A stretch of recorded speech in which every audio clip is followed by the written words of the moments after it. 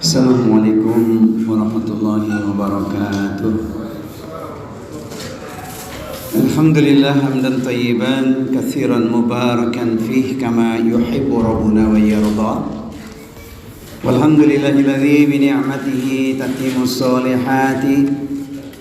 Walhamdulillahilladzi qad amarna bil ukhuwah wa ta'awun wa nahana 'anil tafarruqi wa tanazu'. Asyhadu an la ilaha illallah wahdahu la syarika lah syahadatan tunjina min 'adzabillah wa asyhadu anna Muhammadan 'abduhu wa rasuluhu la nabiyya ba'dah amma ba'du. Qala Allah ta'ala fil Qur'anil Karim wa huwa asdaqul qailin ya ayyuhalladzina amanu taqullaha wa kunu ma'as shadiqin. Wahai orang-orang yang beriman, bertakwalah kepada Allah dan bersamalah dengan orang-orang yang benar. Orang yang benar disebut ahlul khair, pecinta ilmu, perindu surga, ahli ibadah, ahli taat, ahli taubat, ahli syukur, ahli sabar, ahli Quran, ahli sedekah, ahli silaturahmi, ahli kebaikan. Semoga kita termasuk di dalamnya. Amin ya rabbal alamin. Bersyukur kepada Allah Subhanahu wa taala, bersolawat kepada Nabi, kita mengamalkan tuntunannya yaitu Al-Qur'an dan As-Sunnah agar kita semua bahagia selamat dunia dan akhirat. Amin Allahumma amin. Ketika akan masuk Ramadan, kita merasakan getar kebahagiaan, penuh semangat menyambutnya dengan berbagai ungkapan kalbu. Inilah Ramadan, bulan yang ditunggu. Saatnya menata diri dan kalbu. Dengan puasa kita raih ridha Allah Tuhan yang satu, agar diampuni seluruh dosa di masa lalu. Tapi ketika akan berakhir Ramadan, ungkapannya ada getar kesedihan. Begitu cepatnya bergulir waktu, Ramadan segera akan berlalu. Selalu Ramadan kita rindu, masihkah tahun depan kita bertemu? Jawabannya insya Allah. Malam ini berarti malam semifinal ya. Besok final kita sholat tarawih. Alhamdulillah jamaahnya masih 200 orang. Alhamdulillah. Masjid As-Solihin tempatnya orang-orang soleh. Amin. Teman sekalian, ketika kita bicara tentang evaluasi dengan amal yang sudah kita lakukan, tentu tidak ada kata puas bagi kita. Yang ada adalah ingin selalu memperbaiki. Kalau sudah puas dengan amal kita, khawatir nanti tidak lagi ada semangat.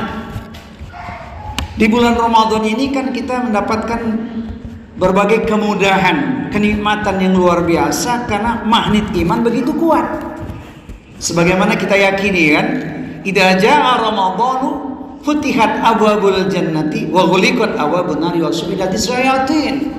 Ketika Ramadan tiba, pintu surga dibuka, pintu neraka ditutup, syaitan dibelenggu. Tapi di luar Ramadan masih dibelenggu enggak syaitan? Dilepas. Padahal ciri orang yang najih, yang sukses menjalani Ramadan itu adalah pasca Ramadan semakin soleh, semakin taat, istiqomah.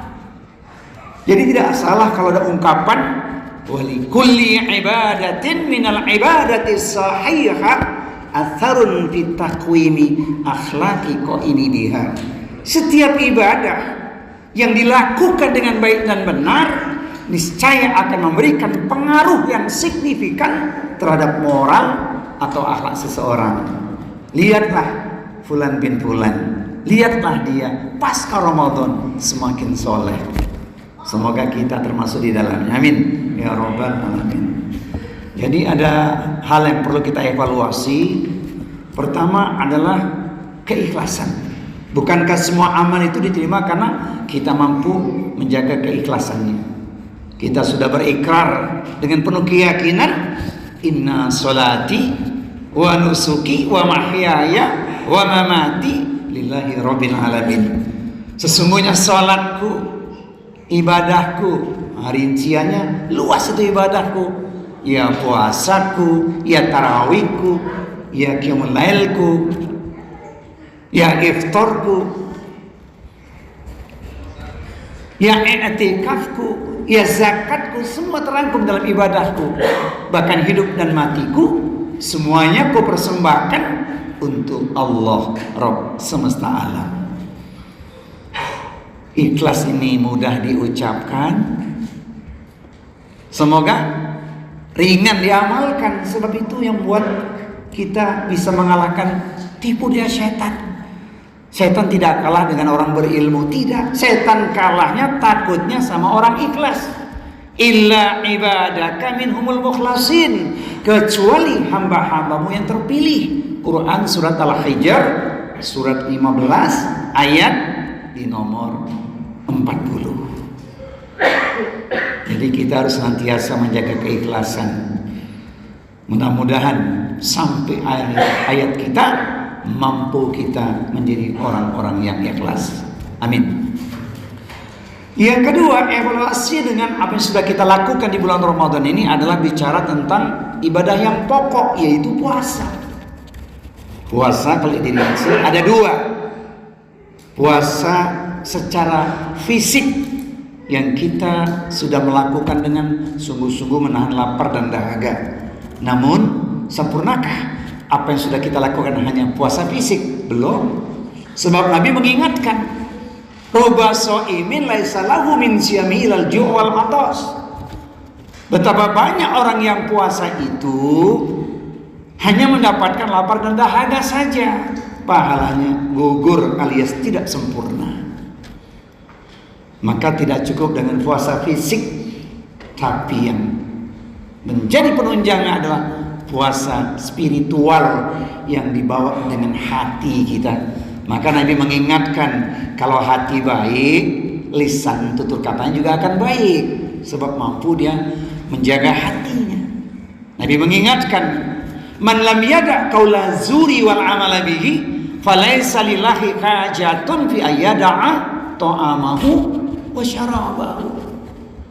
Barang siapa yang tak mampu menjaga lidahnya dari qaula zur, ucapan yang tak bermanfaat, ucapan yang sia-sia, maka tidaklah Allah memerlukan seorang hamba hanya menahan lapar dan dahaga saja. Ini yang harus kita bawa dalam praktek kehidupan, terutama nanti pasca Ramadan. Di bulan Ramadan rambu-rambunya jelas. Kalau ada yang mencela, ada yang mengejek, kita mengatakan ana shaim, aku sedang puasa. Tapi bagaimana pasca Ramadan itu? Nah, ketika hati sudah bersiap menerima tempaan dengan sabar di bulan Ramadan, tidak ada persoalan pasca Ramadan, lisan tetap terjaga. Bahkan ketika dizolimi seseorang, dia akan mengatakan, aku memaafkanmu. Yang sering saya ungkapkan dalam sebuah syair itu ya. Ini syair saya ini, supaya agak rileks sedikit ini. Ini kultum kuliah 17 menit ya. Penting ini memaafkan sebelum datang Lebaran, ya sudah memaafkan kita. Kalau diukir dalam sebuah kalimat barangkali yang sederhana saja ya, buka puasa makan kurma dan gorengan, sambil duduk banyak zikiran, bukankah kita memang berteman, kesalahanmu sudah kumaafkan. Ini bagi pecinta kopi juga insya Allah senang nyambung silaturahmi. Orangnya nggak suka emosi, yang suka minum kopi. Sebab kopi itu juga ada rangkaian kalimatnya itu. Memang nikmat secangkir kopi, apalagi ada sepotong roti. Buat apa saling membenci? Mari sambung silaturahmi. Kalau di majelis ibu-ibu saya bilang, di mana Bu memaafkan mudah atau ringan? Jawabannya nggak ada Ustaz. Padahal memaafkan itu luar biasa. Dan itulah ujian kesabarannya sesungguhnya ketika kita dizolimi orang. Bukankah Allah sudah kasih surat cinta? Wa jazaa'u sayyi'atin sayyi'atun mithluha faman 'afa wa aslaha fa ajruhu 'ala Allah innahu la yuhibbudz zalimin. Balasan sebuah perbuatan buruk adalah perlakuan yang setimpal. Boleh membalas orang yang zalim asalkan setimpal. Namun bagaimana mengukur yang setimpal itu? Karena sering ketika kita membalas kezoliman atau keburukan seseorang berujung dengan pelampiasan, maka muncullah kezoliman baru. Maka barang siapa yang dizolimi, disakiti, kemudian dia memaafkan orang yang menzoliminya, pahalanya dijamin oleh Allah. Sesungguhnya Allah tidak suka kepada orang-orang yang berbuat kezoliman. Quran surat Asy-Syura, surat yang ke-42, ayat di nomor 40. Jadi memaafkan, gak usah nunggu lebaran.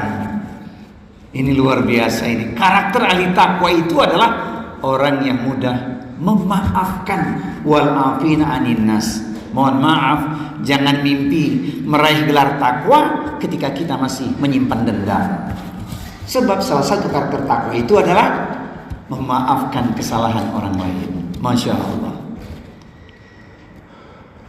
Jamaah sekalian, pecinta ilmu perindu surga, apakah evaluasi kita jelang akhir Ramadan ini bisa kita praktekkan pasca Ramadan kembali pada diri kita?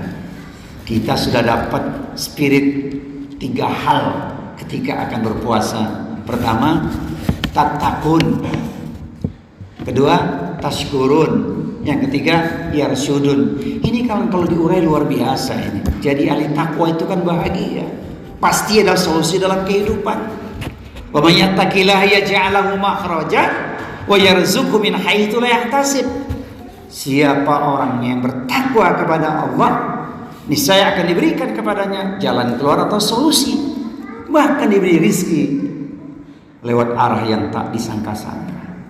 Ini urusan di dunia terjawab karena takwanya itu. Dan puncaknya yang membuat bahagia tak ternilai adalah ketika mewarisi nikmat terbesar, yaitu surganya Allah. Tilkal jannatul lati nuritsu min ibadina man kana taqiya. Dan surga itu hanya kami wariskan bagi orang-orang yang selalu bertakwa. Quran surat Maryam surat 19 ayat di nomor 63. Kemudian tashkurun, jadi hamba yang bersyukur. Apa enggak nikmat jadi hamba yang bersyukur ini? Dia tidak akan berkeluh kesah dalam kondisi apapun, karena dia menyadari ada ketentuan Allah. Ketika tidak bisa meraih impian dan harapan urusan dunia, mafi muskilah, setelah dia perjuangkan dengan ikhtiarnya. Bukankah Allah berfirman, likaila ta'saw ala ma fatakum wa la tafrahu bima atakum wallahu la yuhibbu kulla muhtalin fakhur. Yang demikian itu agar kalian tidak larut dalam kesedihan ketika impian dan harapan luput dari genggaman, namun juga tidak terlalu gembira ketika mendapatkan anugerah atau nikmat dari Allah. Sesungguhnya Allah tidak suka kepada orang-orang yang sombong dan membanggakan diri. Bersyukur, sadar semua ada ketentuannya, sebagaimana pesan hadis Tirmidzi, khalaqallahu kulla syai'in fakataba hayataha wa mautaha wa musibataha wa rizqaha. Bahwa segala sesuatu yang telah Allah ciptakan dituliskan 4 perkara: hidupnya, matinya, musibahnya, rizkinya. Izinkan saya tulis dalam sebuah syair. Hidup sedang kita jalani, mati pada waktunya pasti terjadi. Musibah sudah datang silih berganti, seolah tiada henti. Namun rizki ada setiap hari, bahkan sampai saat ini. Syair riwayat Anwar Zufri. Gampang kan menyikapi? Bersyukur dalam kondisi apapun, karena Allah menjanjikan ahli syukur ditambah nikmat. Ayatnya gak asing lagi, sangat populer, familiar, kita akrab kan. Wa itadzana rabbukum la in syakartum la azidannakum wa la in kafartum inna adzabi lasyadid. Kalau engkau bersyukur, pasti nikmat Allah ditambah. Tapi manakala engkau mengkufuri, azab Allah teramat berat. Rasulullah pun ketika ditanya tentang ibadahnya, jawabannya syukur. Ya Rasulullah, ketika istri beliau Aisyah radhiyallahu anha bertanya, bukankah engkau sudah pasti masuk surga? Tak ada dosa bagi dirimu, tapi salat malam itu hampir semalam suntuk. Nabi menjawab, afala akuna abdan syakura. Apakah aku tak boleh jadi hamba yang bersyukur? Nah, ini perlu sebagai renungan buat kita. Di bulan Ramadan, tarawih kita tunaikan, qiyamul lail, tahajud kita tegakkan. Bagaimana pasca Ramadan? Yang mestinya jadi amalan yaumiyah kita. diiringi dengan istighfar. Kanu qalilan minal laili ma yahja'un wa bil ashari hum yastaghfirun. Mereka itu sedikit sekali tidur pada waktu malam, jelang datang waktu fajar memohon ampun kepada Allah Subhanahu wa taala. Itu tashkurun. Kemudian yang terakhir, yang ketiga adalah yarsyudun. Alhamdulillah tadi doanya dibaca oleh Ustaz. Doa yang luar biasa agar kita diteguhkan dalam keimanan. Rabbana la tuzigh qulubana ba'da idh hadaitana wa hab lana min ladunka rahmah innaka antal wahhab. Ya Allah, jangan kau condongkan hati kami pada kesesatan setelah Engkau berikan petunjuk kepada kami. Engkau lah yang Maha Pemberi. Pemberi yang paling indah, pemberi yang paling luar biasa adalah Allah Subhanahu wa taala. Mudah-mudahan dengan sedikit pesan yang sederhana ini, evaluasi kita tidak menjadikan kita puas dengan apa yang sudah kita tunaikan, tapi pesan yang tidak kalah penting, jangan tergelincir di penghujung. Besok kita masih puasa. Tinggalkan hal yang gak bermanfaat, fokuskan. Masya Allah, banyak orang gagal di ujungnya atau di akhirnya. Sebagaimana hadis yang satu ini untuk kita renungkan. Inna rajula la ya'malu zamanat tawil bi amalin ahlil jannah summa yuhtamu lahu amalu bi amalin ahlin nar. Dahulu ada seorang melakukan perbuatan orang-orang ahli surga, amal solehnya luar biasa, tapi apa yang terjadi last minute dalam hidupnya? Dia tutup dengan berbuat dosa, sedang bermaksiat, nyawanya dicabut, meninggal dia dengan gelar su'ul khatimah, gagal di akhirnya. Maka tadi doanya juga harus dibaca juga. Kita minta husnul khatimah. 3 permohonan yang luar biasa. Allahumma inni as'aluka husnul khatimah. Ya Allah, aku mohon husnul khatimah. Allahumma rizukni taubatan nasuha qablal maut. Ya Allah, berilah aku rizki taubat nasuha sebelum ajal atau kematian menimpaku. Dan yang tidak kalah penting adalah ditetapkan hati kita. Allahumma ya muqallibal qulub tsabbit qalbi ala dinik. Ya Rabb, ya Tuhanku, Engkau yang membolak-balikkan hatiku, tetapkan hatiku kepada agamamu. Kita bermohon pada Allah Subhanahu wa taala benar-benar termasuk yang meraih 3 perkara yang penting, yaitu tattaqun, tashkurun, dan yarsyudun. Amin ya rabbal alamin. Sehingga di akhir Ramadan nanti saat takbiran menetes air mata kebahagiaan, air mata kemenangan, air mata sukacita, air mata takwa dengan harapan Allah menerima semua amal kita dan kita termasuk orang yang paling bahagia najih menunaikan puasa Ramadan. Inilah yang dapat saya sampaikan. Kata orang, es buah kelapa muda jangan diminum waktu hujan. Insya Allah kita akan jumpa pasca Ramadan, insya Allah. Jika pisau lukai jari, banyak obat penghilang nyeri. Namun jika lidah lukai hati, hendak kemana obat dicari. Insya Allah kita jumpa di kultum Ramadan, insya Allah 1 tahun lagi. Subhanakallahumma wa bihamdika asyhadu an la ilaha illa anta astaghfiruka wa atubu ilaik. Wa akhiru da'wana alhamdulillahirabbil alamin. Mohon maaf lahir dan batin. Wassalamualaikum warahmatullahi wabarakatuh.